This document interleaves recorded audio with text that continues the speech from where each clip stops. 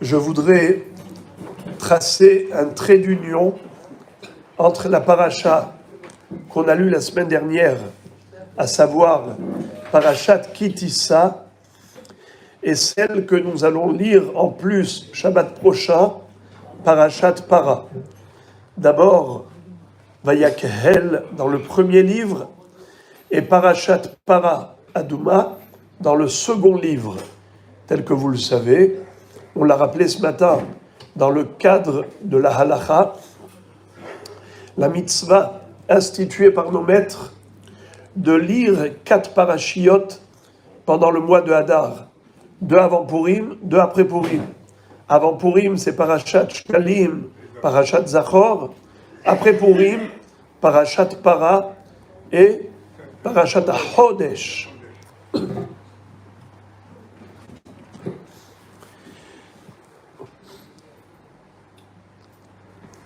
La raison pour laquelle on doit lire parachat Para avant le mois de Nissan, étant donné que la mitzvah principale à l'époque du Beth Amikdash, du Hag Pesach, c'était le sacrifice de l'agneau pascal, qui s'appelle Korban Pesach. Et en effet, le nom de la fête est par rapport à ce sacrifice. Mais pour pouvoir offrir un sacrifice au Beth Amikdash, il fallait être dans un état de pureté. Mais tout le monde est censé être impur. Presque tout le monde. Pourquoi ? Parce que malheureusement, la mort fait partie de la vie et il nous arrive d'accompagner des gens à leur dernière demeure. À partir du moment où on s'est mis en contact avec le mort, on a forcément contracté la Tum'a qu'on appelle Tum'at Met. Pour pouvoir se débarrasser de cette impureté, il n'est pas suffisant d'aller au mikvé comme pour toutes les autres impuretés. Il faut également l'aspersion des eaux qu'on appelle les eaux lustrales mélangées aux cendres de la vache rousse. Azaat mehatat avec le FR de Para Adouma. Et c'est comme ça que le Ham Israël allait pouvoir offrir le Korban Pesach. Il fallait donc procéder à la purification par le biais de 2 opérations, à savoir l'aspersion et l'immersion dans le mikvé. 3e et 7e jour, aspersion, Hazaat Shelishi ou Shvi'i, et le Yom HaShevi'i, ensuite il allait au mikvé, et après le mikvé, à la tombée de la nuit, l'homme était pur. Eh bien, ce qu'on voudrait maintenant, c'est expliquer le rapport entre cette paracha de Para et la paracha précédente de Kitissa. On l'a évoqué également ce matin dans le cadre de la halacha, que la mitzvah de la vache rousse est venue réparer la Avera du veau d'or. Dans parachat Kitissa, la Torah nous raconte que malheureusement, lorsque Moshe Rabbeinu s'est absenté 40 jours pour aller chercher les tables de la loi auprès d'Hachem, Am Israël s'était trompé dans le calcul et ils ont cru qu'il devait revenir le 16 Tammuz. Or, il est revenu le 17 Tammuz, après le constat malheureux de la fabrication du veau d'or et son adoration. Suite à quoi, il a brisé les tables de la loi au pied du mont Sinaï. Pourquoi ils ont cru qu'il devait arriver un jour plus tôt? Quelle était l'erreur du calcul? C'est qu'il leur a dit « je reviens dans 40 jours ». Si on compte 40 jours depuis le 7 Sivan, le lendemain de Hag HaShavuot, on a entendu les 10 commandements, eh bien ça tombe le 16 Tammuz. Mais lui, quand il a dit 40 jours, c'était Arba'im Yom ve'Arba'im Laila. Yom ve'lelo imo. Donc il fallait commencer le comptage à partir de la tombée de la nuit et pas à partir de midi quand il est parti.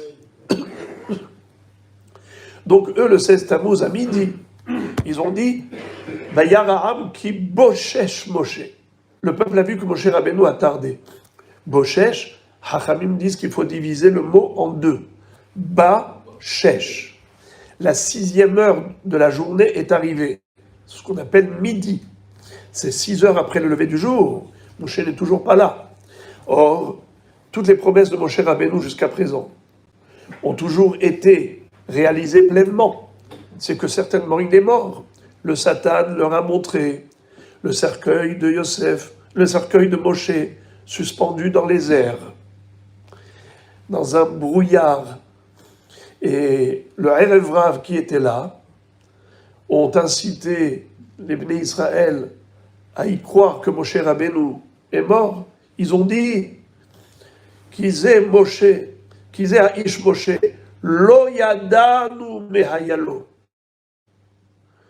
Kizé Aish. Ils ont pointé du doigt le cercueil dans les airs. C'était le droit qu'a eu le Satan d'induire en erreur Israël pour tester leur émouna. Malheureusement, ils ont failli. Suite à quoi, il y avait un risque d'extermination du peuple juif, car la colère divine s'est enflammée. Moshe Rabbeinu a dû prier encore 40 jours et 40 nuits pour obtenir le pardon. Le jour de Kippour, Vayomer Hashem, Salahti Kindvarecha. Et il reçoit les 2e tables de la loi, après que les premières ont été brisées. Mais Hachamim nous disent quelque chose de très fort, que Rashi cite à propos de la para Adouma. La para Adouma, c'est une vache rose qui, elle, est censée apporter une purification d'Israël par rapport à la faute du veau d'or. Car le veau est le petit de la vache. Le veau d'or doit être réparé par la vache rousse. Comme dit le Midrash, Machal les Shifha, les Ben Shifha shetinef, Paltin shel Melech. Le fils de la servante a sali le palais royal. Quand on l'a raconté au roi, il a dit que sa mère vienne nettoyer la saleté de son petit. Que vienne la vache rousse et répare la faute du veau d'or. Et notre question, c'est quel rapport la vache en chair et en sang et le veau en or? Comment on peut dire le veau, le petit de la vache? Dans le Midrash que cite Rashi dans Parashat Rukat, au nom de Rabbi Moshe Hadarshan, il établit un parallèle extraordinaire. Je vous économise toute cette lecture très belle, où on retrouve exactement mesure pour mesure la raison pour laquelle la para Adouma a entraîné la kapara pour le Chet HaEgel. Mais ce qu'on va essayer d'expliquer, c'est le rapport profond qu'il y a entre les deux notions. Vous le savez, que la mort a commencé par la faute originelle, à savoir que Adam et Chava ont mangé du fruit interdit, suite à quoi Dieu les a condamnés à mort. Ki beyom acholcha mimenu mot tamut. Merci bien.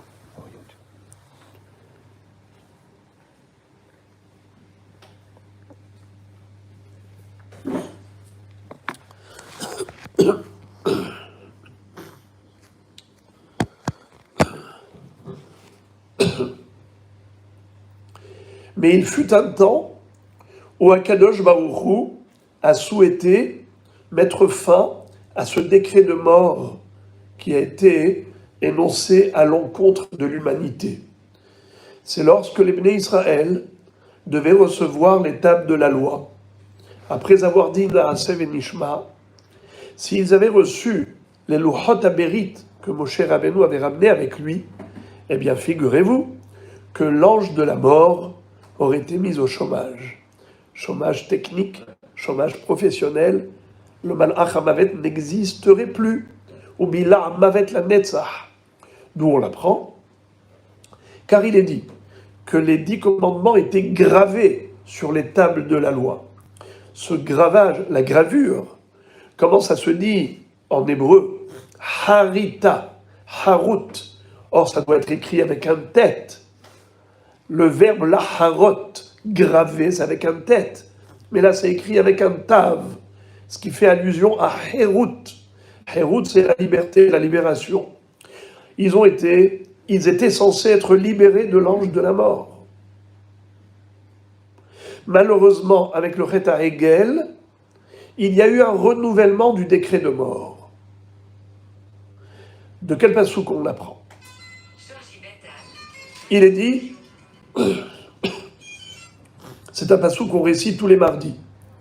Ani amarti Elohim atem, uvne elyon kulechem, achem ke adam temutun ahad asarim tipolu.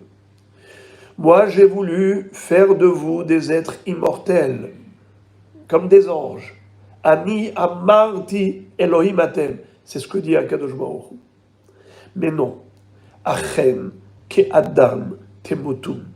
Mais vous allez également connaître la mort comme Adam Arishon. C'est-à-dire qu'il y a un parallèle extraordinaire entre la faute du veau d'or et la faute originelle de la consommation du fruit interdit. Le fruit interdit a entraîné la mort, Kabbalat Torah a annulé la mort, cette mort a été renouvelée avec le veau d'or. Mais, comme on a dit tout à l'heure, la seule impureté qui requiert l'aspersion des eaux mélangées au cendre de la vache rousse, c'est l'impureté relative aux morts et à la mort. C'est-à-dire que ce n'est pas toutes les impuretés, uniquement la tum'at met. C'est elle qui nécessite une aspersion des eaux lustrales. Pourquoi? Qu'est-ce qui se passe? Rabotaï, vous en souvenez? Quel fut l'argument du Yetzer Hara, le Satan, quand il est venu, ce serpent, voir Hava, pour l'inciter à manger du fruit interdit? Qu'est-ce qu'il lui a dit? Il lui a dit, tu sais, si vous mangez de ce fruit, vous deviendrez des créateurs. Désormais, vous n'aurez plus besoin du créateur du monde, c'est vous, les créatures, qui deviendrez des créateurs. En hébreu, Ki yodea Elohim, ki beyom acholchem, mimenu, vitem ke Elohim yoda'et tovara. Akadosh Baruch Hu sait que vous deviendrez des créateurs comme lui, car, entre parenthèses, le serpent va dire à Hava, savez-vous comment Dieu est devenu créateur? Il a mangé de ce fruit. Il a peur d'un concurrent.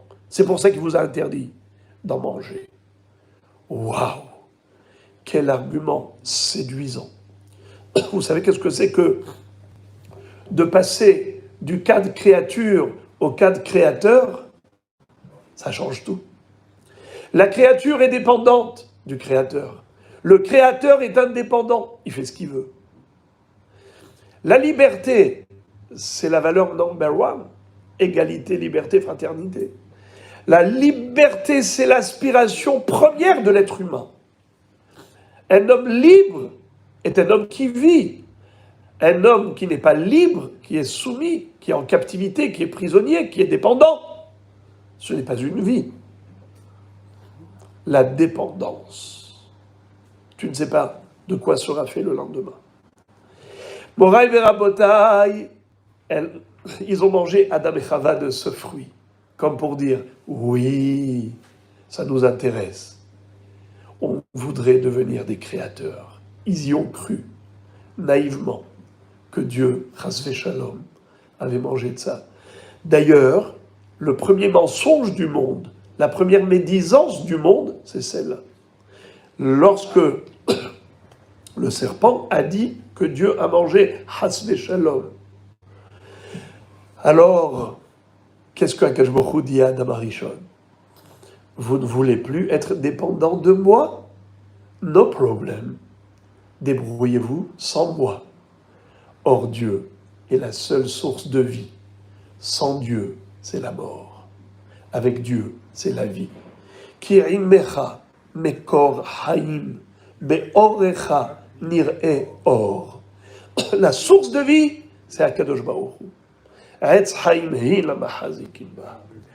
Moraï verabotai, lorsque Am Israël a reçu la Torah, ils ont dit Naaseh venishma. À ce moment-là, ils ont réparé la faute d'Adam Arishon. Car la faute d'Adam Arishon, c'était une volonté d'indépendance. Naaseh venishma, c'est une soumission totale à la volonté de Dieu, comme si nous avons compris que nous vivons par lui, et donc nous devons vivre pour lui. C'est l'acceptation de toute la Torah. Naaseh venishma, c'est la fin du décret de mort. Malheureusement, le Vaudor, pourquoi c'est considéré comme une répétition de l'erreur d'Adam Arishon? Question, pourquoi ils ont choisi le veau et pourquoi de l'or? Chachamim disent que au moment de la révélation sur le mont Sinaï, Dieu est apparu à Israël comme chevauchant son char, et il va dire à Moshe Rabbeinu, il va dire, ils ont arraché l'un des 4 mulets de mon char. C'est quoi cette histoire? Dans la prophétie de Yehezkel Hanavi, on décrit le trône divin entouré de 4 faces. D'un côté, on voit la face du lion, de l'autre côté, la face de l'aigle, de l'autre côté, la face du bœuf, et enfin, la face de l'homme, le portrait de Yaakov Avinu. Qu'est-ce que cela signifie et représente? Le roi lion, c'est le roi des animaux sauvages. L'aigle, le roi des oiseaux. Le bœuf, le roi des animaux domestiques. Et enfin l'homme, qui est le roi de tous ces rois. Et Dieu est au-dessus, car il est le roi des rois. Melech malchei hamelachim, Akadosh Baruch. Eh bien, quand ils ont vu la face du bœuf, au moment du matin de Torah, ils ont fait le veau d'or à l'instar de ce bœuf. Comme dit le pasuk dans Tehilim, Vayamiru et kevodam betavnit shor ochel esev. Ils ont été prêts à faire échange de leur kavod, leur gloire, à savoir Hachem et la gloire d'Israël, contre quoi? Contre un bœuf qui broute de l'herbe. Mais pourquoi ils ont choisi le bœuf? Qu'est-ce que cela signifie et représente? À l'époque, la richesse d'un homme dépendait de sa production agricole, laquelle était dépendante du bœuf, qui tirait la charrue pour labourer le champ, pour semer, cultiver, et ensuite battre le grain par le bœuf, comme dans la Torah il est écrit, l'otahs shor bedisho. Alors, l'otaharosh beshor ou bahamor yardav. Donc le shor avait une fonction dans la production du chiffre d'affaires annuel sur le plan agriculture. Et le pasuk dit dans Mishlei, Verov tevu ot bekoach shor. La grande réussite au niveau agriculture dépendait de la force du taureau. C'est-à-dire, en d'autres termes, le bœuf était symbole de l'énergie qui permettait à un homme de promouvoir tout un système économique pour lui rapporter le maximum d'argent pour en faire de l'or. Le veau d'or, c'est la volonté exprimée par Israël d'obtenir un gagne-pain, un résultat économique qui est produit par un travail personnel. Pourquoi? Dans le désert, la manne tombait du ciel. On était dans une situation de dépendance absolue. Car à la tombée de la nuit, une fois qu'on a terminé la ration quotidienne de la manne, Omer la goulgolette, terminé, il n'y a plus rien à manger. Le lendemain matin, il fallait que tout le monde prenne son livre de prière et se mette à épancher son cœur devant Dieu. Hachem, envoie-nous à manger. Et la manne tombait. Vaya'anecha, vayar'ivecha, vaya'achilcha et aman. Akadosh Baruch Hu t'a fait souffrir, il t'a affamé, il t'a donné à manger de la manne. Mais s'il t'a donné la manne, comment il t'a affamé?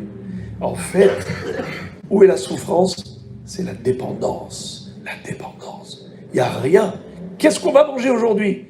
Eh bien, il faut prier de tout son cœur. Comme a dit Rabbi Shimon Bar Yochai, il y a ses élèves qui l'ont interrogé. Mais pourquoi Dieu n'a pas envoyé de la manne d'une quantité suffisante pour un an, pour un mois? Pourquoi au compte-gouttes, chaque jour un peu? Le beau machal qu'il leur a donné, machal les mahadavar domé, les melech. Il y avait un roi qui donnait à son fils un chèque annuel. Son fils venait une fois par an pour rendre visite à son père. Au passage, il prenait le chèque. Ou plutôt, il prenait le chèque, au passage, il venait rendre visite. Eh bien, son père lui dit, « Mais mon fils, je t'ai langui, pourquoi tu viens pas me voir ?»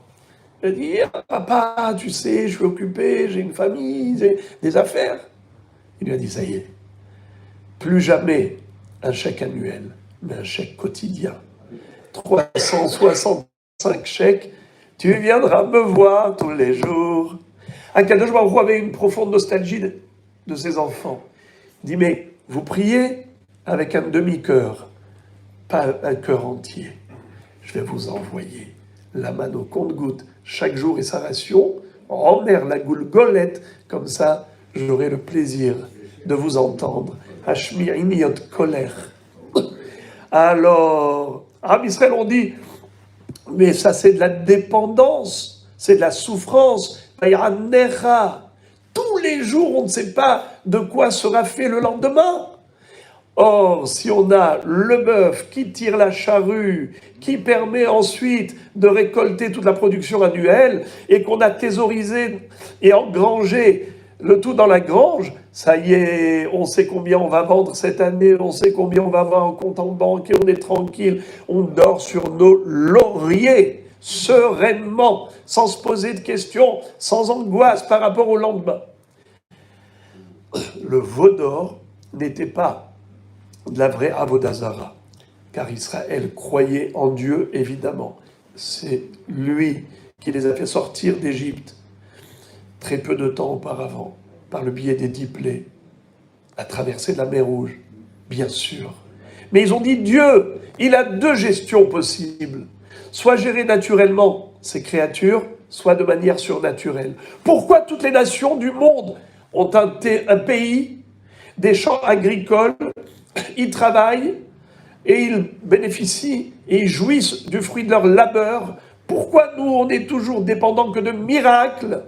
On veut, nous aussi, le veau d'or. On veut le bœuf qui tire la charrue pour produire de l'or. Ah, ça, c'est une volonté d'indépendance. C'est la faute de chercher à ne pas dépendre de Dieu. Dieu est la source de vie. Se déconnecter de Dieu, c'est se débrancher de la source de vie. La vache rousse, c'est la seule mitzvah dont on ne comprend pas du tout la raison, c'est-à-dire, même Shlomo HaMelech, l'homme le plus intelligent des hommes, a avoué qu'il a réussi à pénétrer et percer le secret de toutes les mitzvot, sauf celle-ci. Amarti ahkama, vehi rechoka mimeni. Cette mitzvah me dépasse. Elle rend impur le pur, elle rend pur l'impur, n'est-ce pas? Alors, pourquoi Kadosh Baruch Hu a laissé une mitzvah incompréhensible? Pourquoi? C'est pour montrer que nous, quand on accomplit les mitzvot, ce n'est pas parce qu'on a compris, mais c'est parce que Dieu a demandé. La preuve que les 612 autres mitzvot, tu fais non pas parce que tu sais pourquoi tu les fais, tu as compris la raison, tu es motivé par le motif. Non, Tu le fais parce que Dieu te l'a demandé. La preuve, c'est que même la 613e mitzvah, Paradouma, dont tu ne comprends pas la raison, tu l'accomplis également. Ce qui veut dire que tout ce que tu fais, tu l'accomplis dans le cadre de la soumission à Dieu, comme un serviteur fidèle à son maître.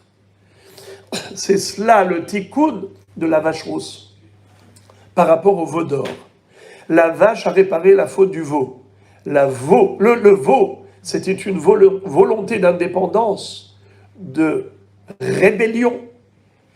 Et la vache rousse, c'est la volonté de soumission. La soumission a réparé la rébellion. Si la rébellion entraînait la mort, la soumission a rendu la vie. Voilà pourquoi on peut se purifier de toute impureté relative à la mort. Alors que Akadosh Baruch Hu nous fasse mériter très bientôt d'être aspergés par les eaux mélangées au sang de la vache rousse avec la venue du Mashiach, puisque nos maîtres vont dire, on a déjà réalisé 9 opérations de vache rousse, on attend la 10e avec Mashiach Tzidkenu Bekarov B'Yameinu. Amen.